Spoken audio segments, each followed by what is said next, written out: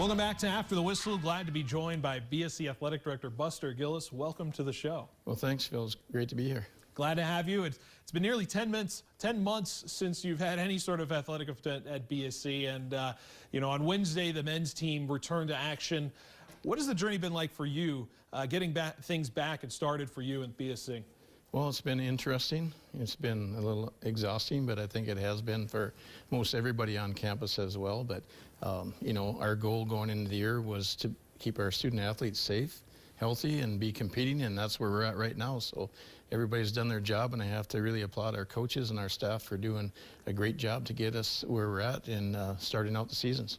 In the ramp up, what were the challenges that you really kind of faced, coming up in this 2021 start of the season? Well, it was kind of interesting because the fall we were allowed a 60 consecutive day practice schedule for each of our winter sports, and realistically that didn't happen other than our baseball team. Other teams right away ran into some COVID issues, and we had some quarantine and isolations, and so we never did get into a 60-day type of a schedule. We actually ended up we utilized it as an 8-hour-a-week conditioning, where they spent an hour a day on the floor, and then an hour 2 times a week lifting weights, and then an hour 2 times a week in study hall. So those were their 8 hours for the week. So that we were in that most of the fall. On top of navigating COVID, you've had a lot of turnover in the athletic department as well. A lot of new coaches, especially on the basketball and the volleyball side. I mean, how much have you been anticipating what they can bring to the program now that we're finally seeing these seasons get going? Well, it's interesting. We were excited when we had our changeover.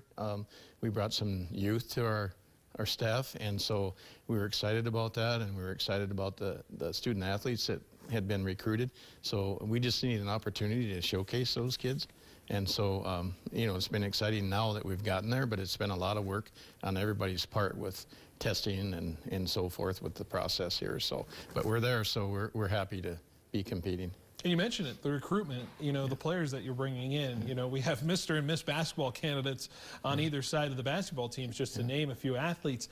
The level of the talent that you've brought into this program has kind of, maybe gotten you excited about what potential could be for the BSC athletic program. Oh yeah, for sure. And especially not to single out anybody, but our women's basketball team had Miss Basketball Riley Payne, and Katie Hovey was a runner-up. And so, you bring those two to the table with a new coach, with Coach Hagan, who's done a marvelous job.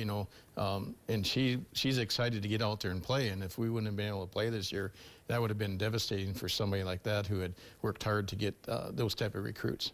Especially with the shortened time frame, freshman and sophomore is the time frame to have them at BSC. You only have so much when it comes to that. But other things coming up. Obviously, we've been anticipating the start of the new softball program that you brought in last year. Now we have a potential to see it again, coming up. What have you been anticipating with the new program coming up with softball as well? Well, softball's been a challenge, and first and foremost is all those seniors from last year, their season got canceled. So they were used to not playing softball, so then some of those potential recruits had just said, oh, I'm not going to play softball anymore. And so, they've been without softball for a while. So when you think about that, we're excited about where we're at, but our numbers weren't quite where we would have wanted them to be, but I know we'll get to that point. So we're just waiting to see them compete as well. So overall, we still have so much left, potentially what we're facing with COVID and whatnot.